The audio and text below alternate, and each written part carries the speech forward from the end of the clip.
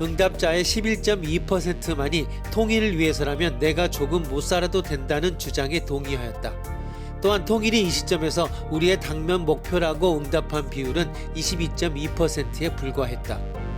다시 말해서 우리 국민은 자신의 삶에 통일은 중요하지 않은 과제이며 이를 위해 개인적 불편함을 감수할 의사가 약하다는 것을 알 수 있다.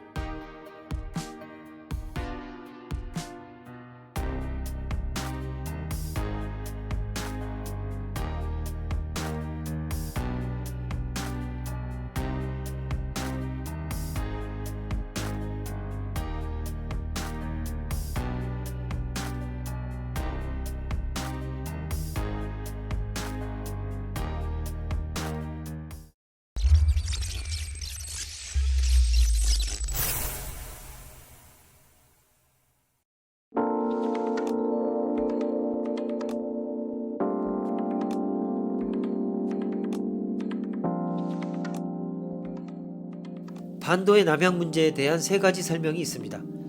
남양 문제에 대해서 또 하나의 유형을 고려해 봅시다.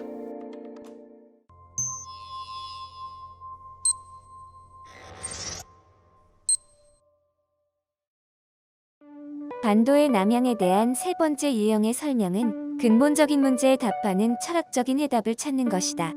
이는 논리학의 핵심에 가장 가까운 대답 방법이다. 대부분의 반도가 남양인 것은 왜일까? 이런 문제에 대답할 필요가 있을까? 역설적으로 대답할 필요가 없다라는 답도 가능하다. 어떤 경우일까?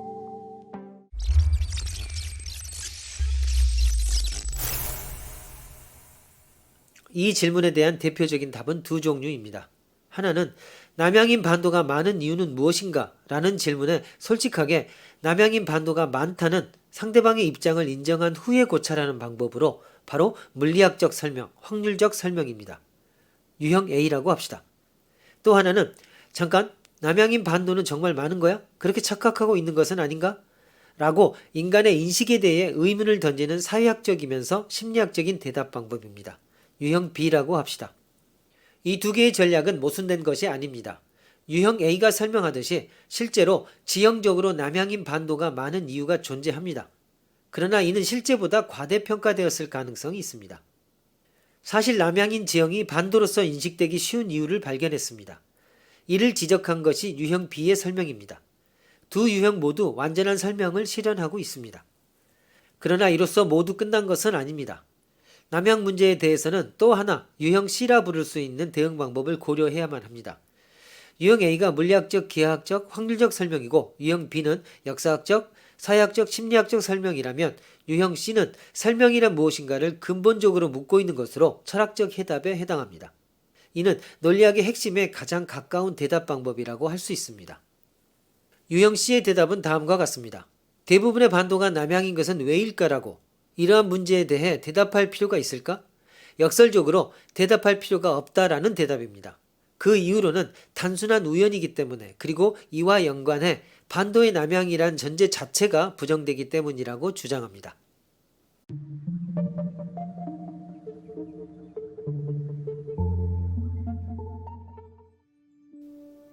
그렇다면 왜 대부분의 반도가 남양인가는 좋은 질문일까요? 나쁜 질문일까요? 왜 대부분의 반도들이 남양인가가 좋은 질문이 되기 위해서는 충족해야만 하는 조건이 있습니다. 이러한 조건에는 두 가지가 존재합니다. 이 중 한쪽이 성립해야 왜 대부분의 반도들이 남향인가는 좋은 질문이 됩니다. 우선 모든 반도가 남쪽을 향하고 있다와 같이 정말로 놀랄만한 특징이 관찰되었을 경우입니다.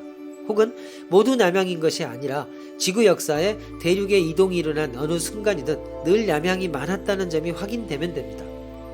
두 번째 조건은 남향인 반도가 단순히 많다라는 경향 자체는 그다지 뚜렷한 특징이 아니더라도 배경을 고려하면 명백한 특징이 되는 경우입니다.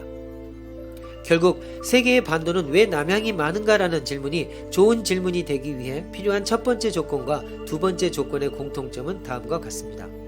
많은 반도가 남향인 것이 실제로 성립하는지 여부와 상관없이 독자적인 의미를 갖는다. 현실적으로 대부분의 반도가 남향인 것은 실제로 성립하기 때문에 우리들의 흥미를 끌고 있을 뿐 그 이외에 사전에 부여된 의미는 전혀 없습니다. 태평양의 중심을 가리키며 왜 이곳에 육지가 없나? 라고 묻는 것과 마찬가지로 나쁜 질문인 셈입니다. 따라서 왜냐고 다른 이유 따위 없다. 단순히 우연의 일치일 뿐이다. 라고 대답하는 것이 가장 옳은 대답이 됩니다. 설명이 필요 없는 셈입니다. 가령 북향인 반도가 많았다면 왜 대부분의 반도가 북향인가가 문제가 되었을 것입니다. 반반이었다면 왜 균형을 이루고 있는가가 문제가 되었을 것이고 대부분의 강이 동서로 흐르고 있다면 이도 왜라는 질문을 할 수 있습니다. 무언가 뚜렷한 편향이나 일치는 반드시 발견되는 것입니다. 우연히 발견한 특징에 일종의 의미 있는 법칙적 원인이 존재한다고 단언할 수 없습니다. 사실을 확인한 후 사후의 의미의 특징을 클로즈업하여 얼마든지 문제를 제기할 수 있지만 이는 공정하지 못한 질문입니다.